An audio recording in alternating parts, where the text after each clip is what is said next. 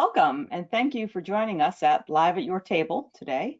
Before we get started with our discussion on marketing trends, we would like to share some housekeeping items to keep in mind. All audience members are in listen-only mode, which means you are muted. We will be monitoring audience engagement on the dashboard and do encourage you to participate by using the question pane. There will be time for questions at the end of the presentation.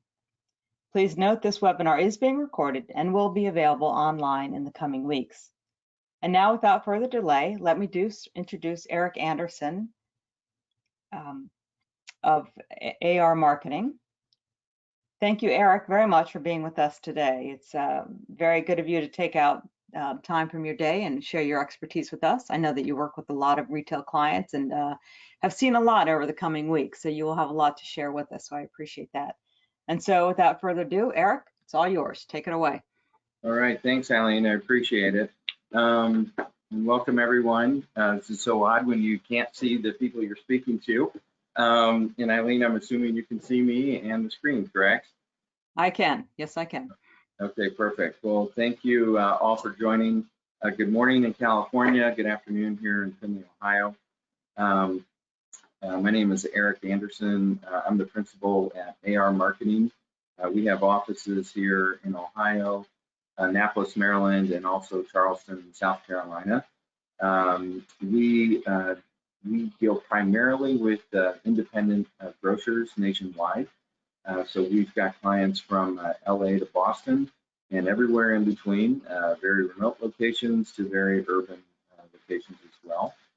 We are a full service marketing firm, and like I said, we deal primarily with independent supermarkets and convenience stores, but we also work with a few dozen restaurants as well, and we do represent some larger clients like Samsung Electronics, Marathon Oil, Speedway, and Chemstar Sterilux, which is a large sanitation supply company out of Atlanta. That said, we were founded in about 2009 and been in the business for a long time. My background came from CPG, but also before I started the agency in 2009, I was the president of the 28 store group, retail group here in Ohio and Indiana, and that group has now grown to about 55 stores. So just one of our roughly 1,000 grocery retailers that we represent. So today I'm going to talk a little bit about what we're calling is our false positive, very Corona-like, right? In terms of what we're seeing out in the marketplace with some of our retail clients. And even though we're all experiencing some great gains and we're pretty optimistic that the year is going to look real good for us, there is some danger, and I think kind of this false positive associated with these great sales that we're seeing. And the one major one is that sales increases do not always translate into market share increases. And so I want to talk about that today, how we measure that, what impact it could have on our business long term from a grocery retail perspective, and then additionally, how do we tie in other hospitality, mainly the restaurant industry, into our business to maybe ensure some long-term gains for our business. I know today we're on the retail track and I'm speaking mainly to grocery retailers, which I appreciate, but there is a little in here regarding the restaurant business, because we do as an agency, as I said, represent some grocery retailers as well. So as you can see here, I mean, this is pretty typical of what every grocery retailer was looking at only a few months ago. And it reminds me of a story that one of my prior bosses that I used to have, when he was a kid, he was running his father's service station, and old-time gas station, and it was during the 1970s oil embargo. And the story goes that the dad left with the wife on a kind of anniversary trip from a Thursday to Sunday. The dad calls back to the service station on a Saturday morning, first to make sure the boys were at work, and second just to see how things were going. And my boss, who was about 16 at the time, said, "Dad, great news, we've sold all the gas." And which, obviously we don't want. And very similar stories were going on here in the last few months. And that is, hey boss, we sold all the toilet paper, we've sold all the pasta, we've sold all the meat, and not a place where we want it to be necessarily, but not necessarily a bad place either. As we go through the process of what we were looking at here just a few months ago, early COVID sales for our clients were anywhere between 300 and 550%. We were 5 times volume in many locations that we service. And frankly, supermarkets were caught a little bit off guard.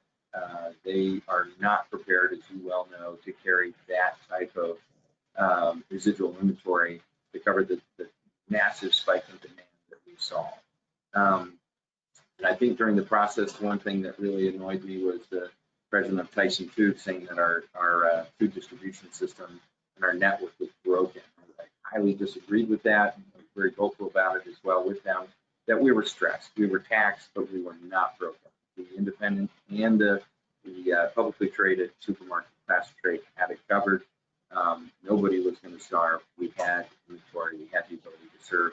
It just wasn't the ability that we were accustomed to.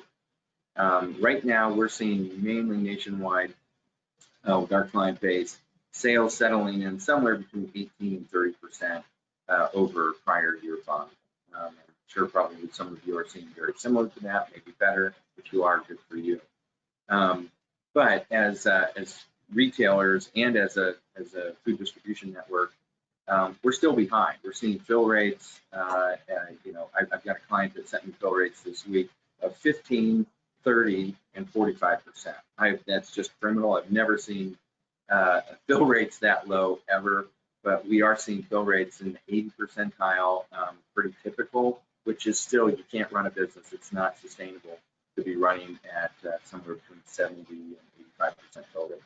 So there's still a massive need for more food in our stores that keep us going. And we did see the primary source of revenue and income coming from restaurants, institutions, catering, schools, etc., and bars. And I use bars as an example because they, believe it or not, if you're a bar, you still are buying lemons and limes. And every bar in the state closes down. That's a lot of lemon and limes that need to find a home. Restaurant packs, obviously very detrimental in terms of no place for that product. But grocery retailers, we brought it on. If this was flipped, there's no way the restaurant industry could have serviced the food demands of the American people. Grocery stores stepped up swimmingly, and it's an industry I'm really, really proud to be associated with. So what were we looking at? I'm going to use some older numbers here. I know this seems kind of weird. Why are you going back to 1968? But in 1968, we only saw about 33% of food away from home, with about 67% of food at home. Just before COVID, and those of you in the restaurant industry know, we were seeing about 55% of food coming away from home and only 45% at home. The major crossover, I think, came in around 2010, 2011, where we saw more food being consumed away from home than actually in home. And obviously, one odd statistically here all the time is that maybe up to one in 5 or 1 in 6 meals is eaten in the car by the American public. So, kind of a scary number. But what has happened here during COVID? This has been a mammoth switchback to food at home.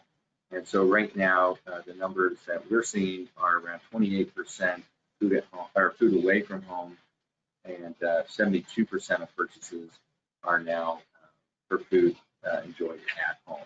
So for the grocery sector, obviously, we're loving what's going on, but there's still huge opportunities. And what does this mean long-term for our business?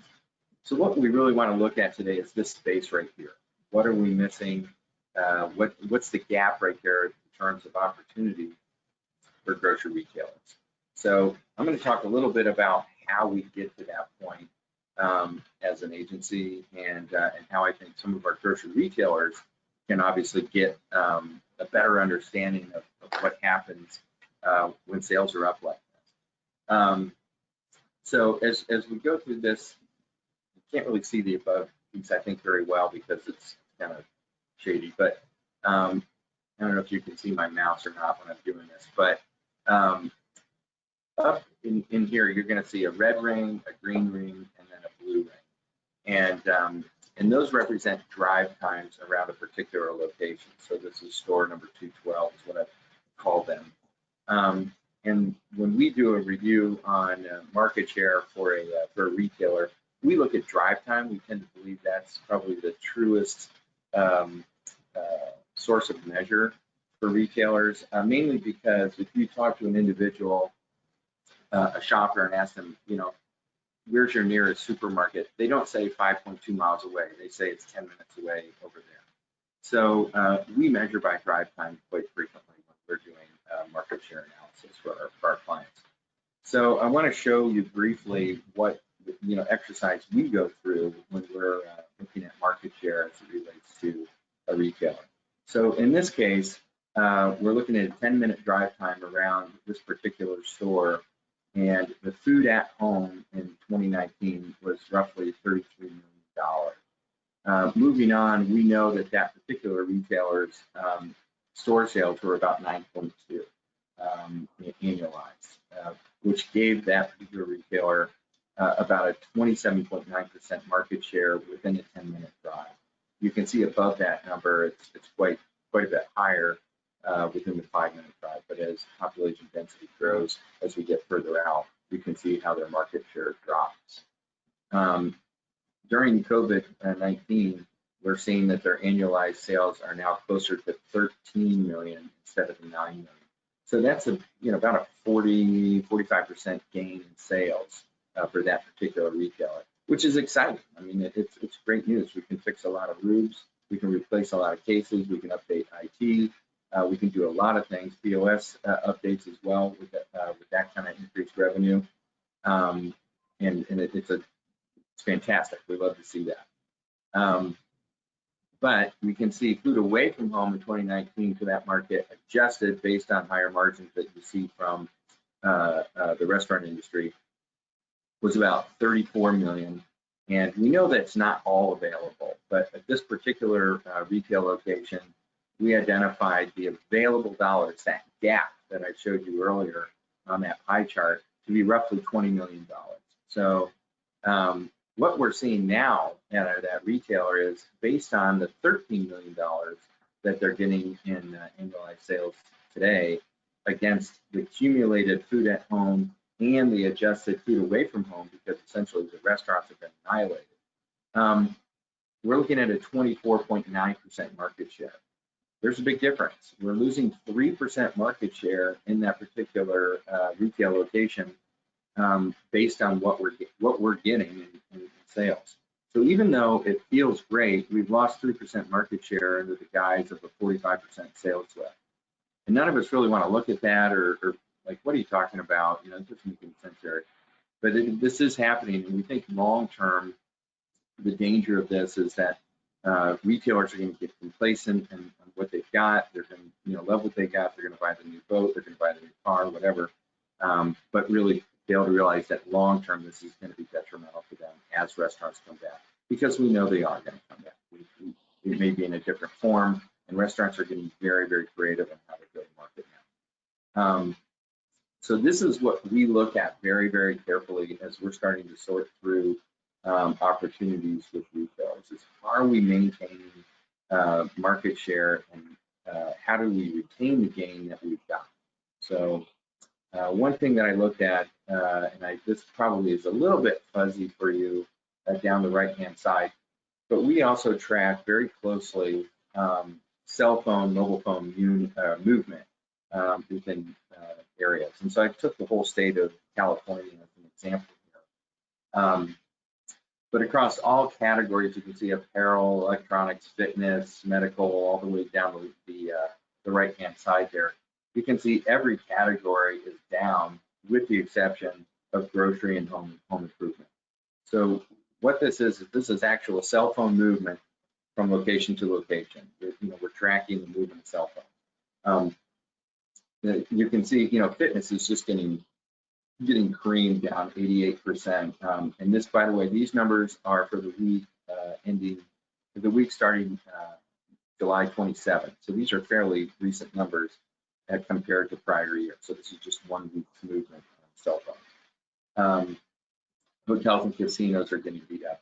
But the big one to keep your eye on, of course, is grocery and home improvement. Those two categories are up, and as we've heard, home improvement is way up. And if you're dealing or competing against an account like the Menards here in the Midwest, their grocery sections are growing by leaps and bounds, and so they really become a competitor to the supermarket. So we want to take a look at that first to make sure that, okay, yeah, we are seeing movement in our category, and there is definitely a declining movement in dining, to 38%. So there's opportunity. Then we take this down to even a little bit more of a granular level. Now, as you look at this, the center dot on both of these illustrations represent the retail location that we're examining. So again, that center dot that you see in both of these spidery looking things is the retail location that we're looking at. So the percentages and descriptions on the left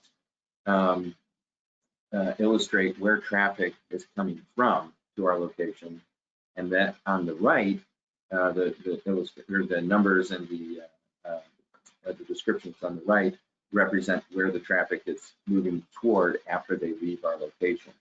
So you can see here, pre-COVID, so between January and February, about 38% of the traffic coming to this particular location was coming from home. As now we're in COVID, so this is essentially the months of June and July, that number jumped to 48%. So quite an increase in terms of where the traffic is originating. And as you look down through those lists, you can see the other opportunities and where the traffic is coming from. Before, we had Walmart at only 5.3%, and today traffic leading to the store at Walmart is 10% at this particular location. But on the flip side, you can see that more people are going to Walmart, that one particular location, 2.9 up to 3.8 on the right-hand side there, are going to Walmart. That's telling us right now that the consumers are not finding what they want. They're moving store to store. But as this particular retailer we're looking at, we're definitely picking up some volume based on more people going from Walmart to our location than we've had in the past. So great opportunity. And on this, you'll also see, more people coming from work than we have in the past. Now it's down to 7%. We suspect more people are coming from home, right? As well, because they're working from home. And the biggie is home improvement again. In this particular diagram, we're seeing that we're getting about 2.6% of the customers coming to our store are coming from the Lowe's Home Improvement Center, whereas before, pre-COVID, they weren't even on the map. We weren't even registered.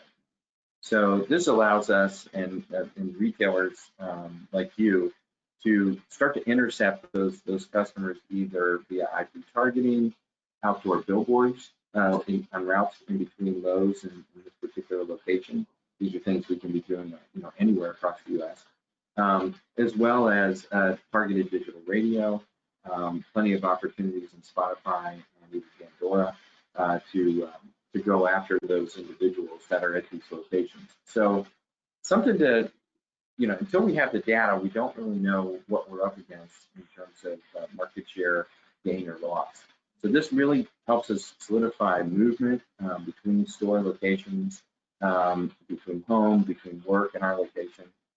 And again, once we kind of have our baseline, we're going after this number right here. We're trying to find those dollars that are in that gap that, again, the restaurants, they are losing it. They are losing the business. and this is our opportunity to go after it. So as we get into COVID, I know a lot of retailers are just trying to keep their head above water, with fill rates being as low as they are, trying to identify opportunities to reopen and reopen departments for that matter. What I wanted to do is provide a few different options and things that we're doing with our clients today that are working, and opportunities for you to take a look at. And feel free to, I don't know, Eileen, if they can ask questions to you via chat or how that works, but anytime, feel free to do that. So this is what we're seeing today. We're seeing kind of an awkward, uncomfortable shopping experience for our customers. There's certainly uncertainty within our customer base. All the data points to that, whether it's product availability, requirements for sanitation or masks from our consumers. Is it safe for children to be in our stores? What type of, a lot of our customers are going through a lot of uncertainty as they're approaching the store. And so, something that obviously has been popular is product pickup.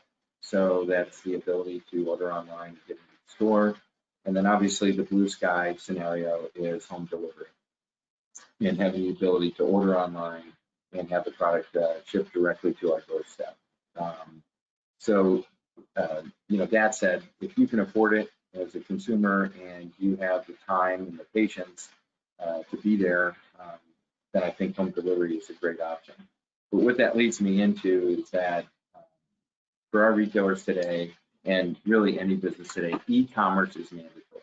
So if you don't have an e-commerce platform set up, if you're not in this category, and you don't have a choice, you have to be implementing an e-commerce strategy as soon as possible. This chart I copied and placed on here, so it's a little bit fuzzy from Foresight Research, but the numbers are true.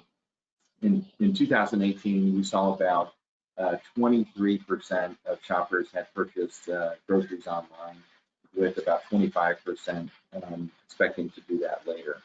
And then in 2019, that number jumped, and then here during COVID-19, according to some surveying that we've done, 52% of shoppers had ordered online, 62% saying that they expected to purchase groceries online within the next 12 months. These numbers are significant, and I don't see these numbers going away anytime soon. So our retailers have to have an option to order online. I know when COVID-19 first hit some of our markets and some of our onesie-twosie operators in Georgia and northern Florida, they literally just took emails. They answered the phone and took orders in order to place their customers at ease. So if you don't have an e-commerce platform in place, again, absolutely mandatory. In the supermarket industry, the ones that we have found for our client base, again, we deal with clients, our smallest is a single store operator, our largest is a 150 store operator, and we've got a lot in between. These four seem to be the best in terms of the ability to service just about any size retailer with a plug and play option. Fresh Off has been around just a few years, but they're growing by leaps and bounds.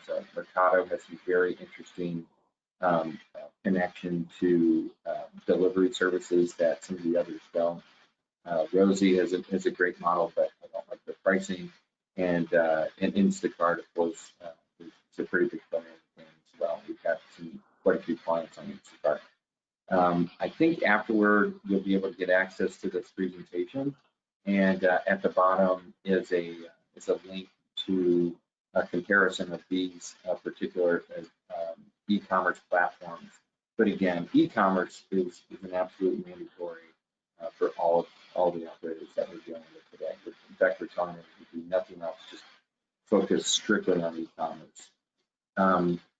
Moving on, another area of opportunity for retailers, of course, our restaurants are closed, they're running at 50% capacity. They really don't have the ability to service their clients as they they want to. There's the opportunity for restaurant quality prepared foods in our stores. This is a huge need. As you saw in the prior chart, 55% of our customer base is eating out, whether it's at the commissary at work, whether it's at school, or just plain eating out at the restaurants of their choice. We've got to provide restaurant quality prepared foods, and I know that the grocery industry has struggled with this for years. We've all kind of toyed with the idea, but now we're almost forced into providing really, really good tasting, really great meals to our delis if they're open, or from grab and go. So a couple examples of kind of a good and better would be that the left-hand side is H-E-B, very kind of typical of what you would see on a packaged good, great product, but doesn't really have the appeal that you'd want as an end user, I think, choosing your meal for a nice meal for your family. The next is a better scenario, with the delis that you can come in, and we've seen these everywhere.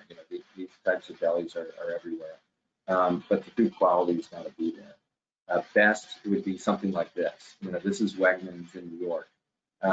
Wegmans and Harmons and Brooklyn Markets, some of the premier retailers in the U.S. in terms of leading the way and unique ways of going to market. These are the kinds of things they're doing. This is almost unobtainable for most retailers, but the opportunity really exists for us to partner with local restaurants.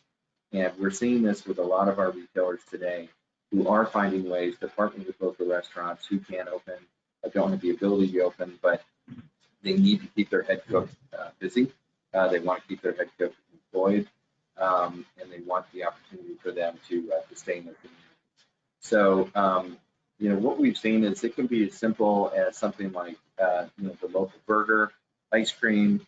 We've got a retailer that's moved a local ice cream shop into their store with their popular flavors, and they're hand dipping just like they would at the ice cream parlor, but the ice cream parlor can't open. And it can be something as complicated as really great sushi offering like you're seeing here, and regional flavors. And when we talk about regional flavors, our stores are in neighborhoods that have a great Italian restaurant. They have a great Vietnamese restaurant, or whatever it may be, Thai restaurant.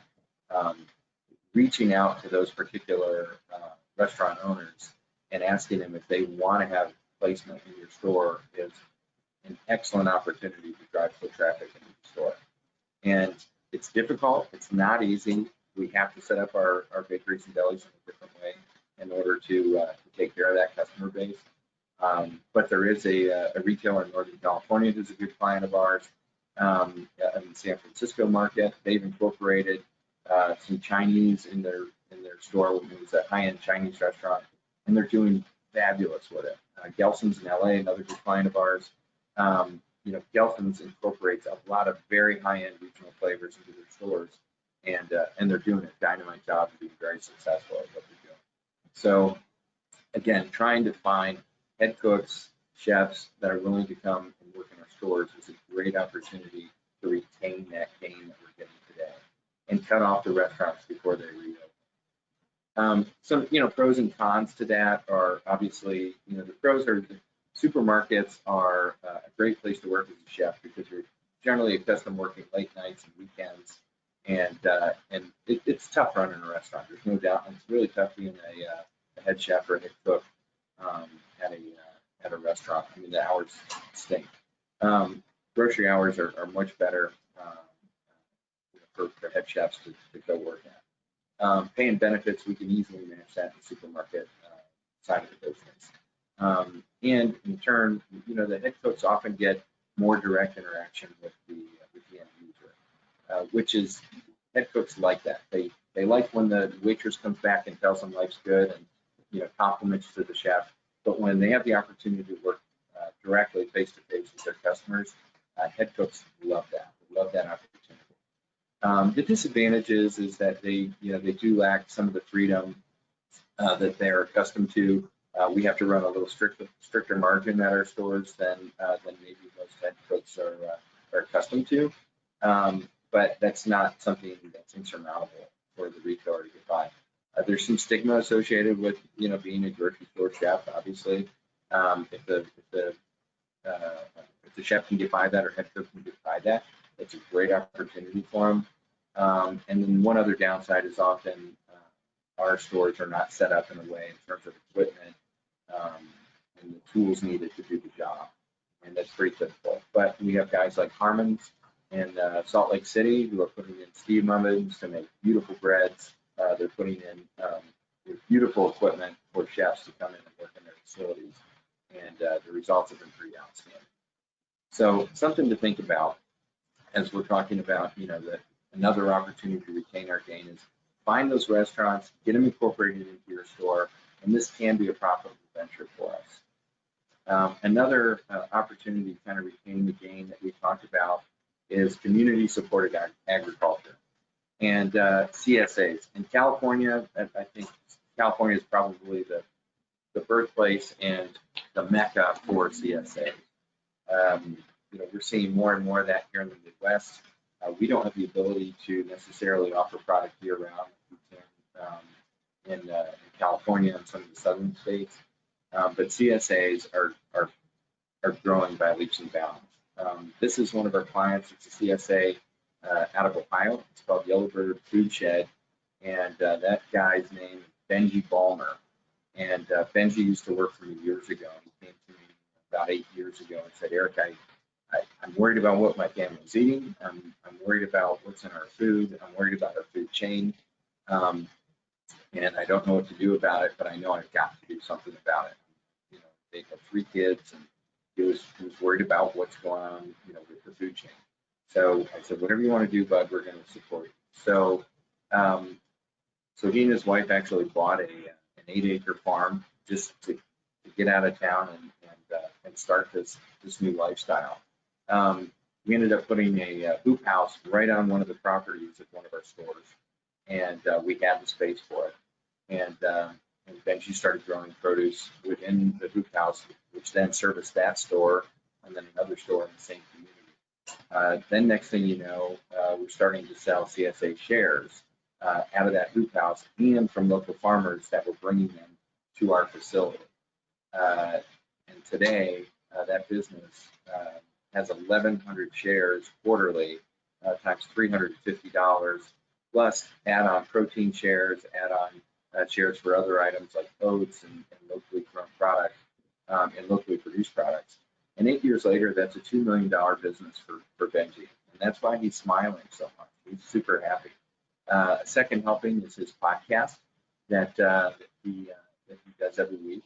And he is infectious. And the idea of community-supported agriculture being supported by our supermarkets is a really smart decision. And I can tell you because we are moving those 1,100 shares through the supermarkets that I used to be the president of. And it guarantees weekly traffic from those individuals who recognize good food, they recognize the value of a good, clean supply chain, and it's driving business to our stores. So if you haven't investigated a community-supported agriculture, CSA drop-off point at your store, I would definitely consider something like that in your operation. So look into CSAs. There are, I think, roughly 8,000 to 10,000 CSAs located throughout the United States, and so many of them looking for opportunities. Something else that we're doing, I just actually threw this slide in right before the presentation. Micro farming, we're seeing more and more of this in stores. We're also seeing large scale versions of this. I think there's one actually in LA that we're growing product right inside these micro farms, and we have the ability to start from seedling up through finished product, all within our eyesight. This is been very big in the restaurant industry, and now we're sliding this into retailers as well. On top of like senior living homes, senior citizen homes, they're dropping these things in like crazy. Babylon is a group out of Virginia, probably my favorite ones doing this. These are 2 young guys from the University of Virginia that got this started. They got a little over $2 million in seed money, so to speak, and a round of funding to get this thing off the ground. And they're doing a dynamite job. And their product is amazing. Their technology is amazing. And we're going to see more and more of this in restaurants, I think, nationwide. Part of the reason is we can grow things in these micro farms that we can incorporate into our food, especially on the restaurant side, that we can't get anywhere else, because there are some herbs that simply, in some plants, that just can't travel. They're not going to last more than a few hours once we cut them. In this case, we can incorporate them right into dishes that you can never have, and there are flavors that I personally have been a part of this that I've tried that I never even knew existed because they've never been available, because you can't grow them and move them around. So we're starting to incorporate, we're starting to see retailers incorporating this into their stores as well, those especially that are concentrating on food. These micro farms are surprisingly affordable, and they're, again, all technology based, such as when to move the trays around, when to move the plant. So really interesting, unique way to control the food chain within your store. Not something that you can replace your, a lot of your greens with. They're specialty items that you can grow in here that I would recommend. And something that a lot of show, and the profitability is good on them, very high margin. But again, you have to have the right confidence to go after this. This is not going to work in, a small city in South Dakota. It could work in more urban markets for sure. And so, on the community supported agriculture, just to, kind of recap on that, there are waiting lists for CSAs right now nationwide. 78% of Americans want to try to incorporate local foods into their diets. Another thing that we're finding is that consumers do want to cook at home, and they do want to know the source of their food. An interesting statistic out of South Dakota, 50% of the COVID-19 cases in South Dakota originated from large-scale meatpacking facilities. 50%. That's a pretty scary number. And from a consumer perspective, our consumers want to know where their product is coming from. They want to know the origins of their fruits and veggies, and really everything. And so the fact that we're seeing problems like that in Tyson facilities here a few months ago, consumers want protein that's brought to them locally, that they trust the farmer and they trust the source. CSAs have been a bailout for a lot of small farmers who counted on restaurants as a source to sell their proteins, a source to sell their produce. And as we saw in Florida and some other states, right out of the gate, we were plowing product under because there was no home for it, because the restaurants couldn't take it. And on the grocery side, we were maxed out.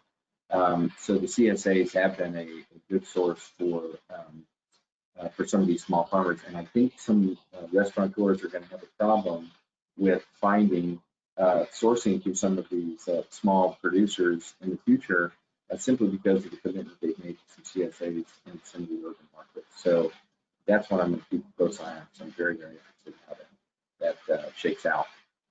And CSAs are always looking for good, high traffic distribution points, and grocery is the perfect opportunity for retailers to bring that product in. Again, just make your store a drop-off point for CSA.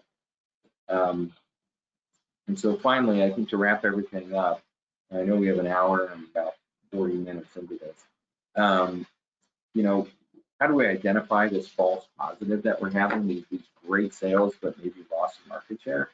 Again, we need to study our current market share against what it was prior to COVID-19, which numbers are pretty easily accessible. There are multiple sources to get that. And we love our sales increases, but it can be deceiving. So get the facts, know what's going on in your marketplace in terms of that gap that we saw in that pie chart, the opportunity to go after. The fact of the matter is, going through this, if we go through this exercise with the retailers that we represent, we're finding the independents and the manufacturers are confirming this, the independents, for the most part, are picking up market share. We're finding about 65 to 70% of the analysis we go through, we're finding that the independent is grabbing market share, and they're grabbing market share from the big guy. We think part of that is that the first stop, I think, during a panic time or a pandemic for that matter, is initially to go to the biggest source, go to the big guys. However, some smart shoppers are saying, you know what, I could probably hit my local guy who will probably have that because everybody else is going to the big guy. And I think that's what we're seeing nationwide, because when we go through this analysis, they're really, not a false positive for the most part. We're seeing good market share increase from the independents, which is very exciting. And now that we've got the game, how do we react? For sure, make sure that you're engaging in that game through making sure you've got attendance. That's number one. Partner with local restaurants if you can, if it makes sense for you. And offer products that at least have a regional flair and a regional flavor. That's really important. All too often, we're selling, the Stouffer's this and the Stouffer's that, and maybe something that's a signature item in the store, but is it truly the local flavor that our market wants? Explore CSAs. I think they're a great opportunity for movement throughout our store, and it shows a commitment to product sourcing. So I think that's a really important thing that we take a look at. Again, CSAs are all over, and especially in the West Coast, I think you guys are just a little over. And the last thing I wanted to say is, I didn't really talk about it in much detail, is align your ad spend to your sales win. So if anyone's on this call that happens to be a marketing representative from their organization, from the retail side, you're seeing increases in sales, and you know what your percentage of spend is against sales. So in the supermarket class of trade, it's anywhere between 0.7 and 1.5% of sales is usually spent on advertising. If your locations are up, say, around number 100,000 a week, you need to be capturing that 750 to 1,500 a week in ad spend. You need to be spending that money in order to retain that gain that we've had today. I'm not saying spend it with me. I'm saying spend the money. You need to hold on to that. There's the expectation, I think, from the non-marketing folks in the room, they should have had those sales to begin with. I'm giving them too much money to spend on advertising already. Fact is, we do have the funding with the increase in sales. We know that increases in sales do create a little extra stress on labor, but generally labor, even with a moderate increase, can support it. We know that our POS systems can support it. We know that our facilities generally can support it. We might be stressed right now a little bit, but profitability on these increases in sales generally jumps anywhere between 2 and 4 times normal profitability. So there is money to spend. Make sure that if you're a marketing representative, that you're getting your hand up and that you're asking for those funds, because it's very important that you hang on to this game, because we know this is short term. We might be through the end of the year, might be in the spring, but we've got to hold on to this, because there will be a full scale kind of attack against us. And the restaurants are getting sneaky. The restaurants are getting very creative in how they're getting some of that business back. The fact that we're going to touchless menus in restaurants is really important. However, those QR codes that we're scanning on our phone and then opening up that menu, that's an absolute data grab. We're doing it with our clients today. Once we have a download of our menu, we've got an IP address and we've got a customer that we can continue to pursue. So these are opportunities that restaurants have to take into consideration. Wait list, online ordering, everything that can capture an IP address from a restaurant perspective, we're doing it. Grocery retailers should be doing the same thing, not just enjoying the sales, but capturing the data of our users. So we've got a lot of new people coming to the store. So that's about it for me. Eileen, I got about 45 minutes into this thing. I hope that's enough. I don't know if there are any questions I can answer. I'd be happy to. And if not, thank you for allowing me to be a part of this today. Eric, thank you very much. That was a lot of great information, very tactical, and just some different sorts of solutions that retailers can try. So to our attendees, please do use the question pane if you have any questions for Eric. He gave a lot of great information, so please feel free to ask your questions, and I will see them in the question pane area. Eric, just one question for you. You know, gave a number of great solutions from e-commerce to CSA to microfarming. Any, you know, sort of lower hanging fruit that you can think of that retailers might want to try to keep shoppers in their stores? You know, frankly, when it comes to running the stores right now, there's not a lot of cross-selling opportunity because, again, sitting at 70, 80%, you know, fill rates, you know, I think grocers for the most part are still just trying to keep up with this increased demand. We know the manufacturers are having the same issue as well in keeping up with demand. As a result, we've seen, you've heard about this, Eileen, we're seeing some of the vendor markdown monies, the bridge dollars, they're really pretty much non-existent for retailers. And that goes across the board, not just the smaller ones. The big guys aren't seeing as much, you know, vendor dollars as well.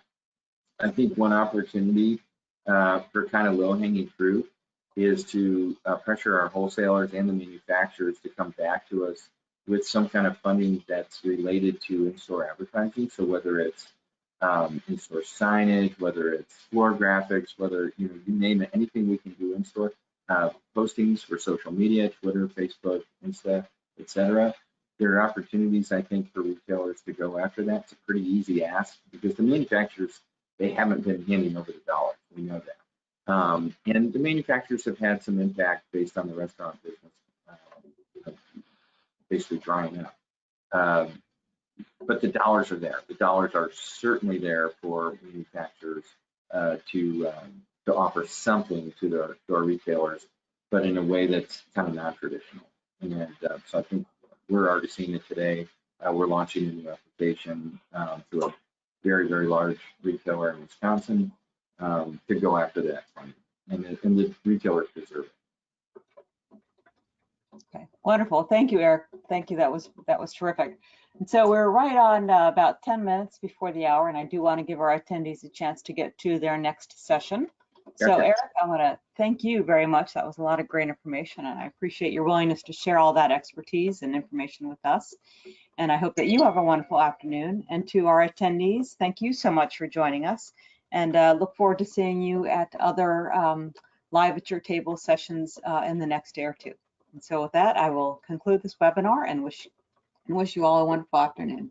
Thank you. Thanks, Eileen.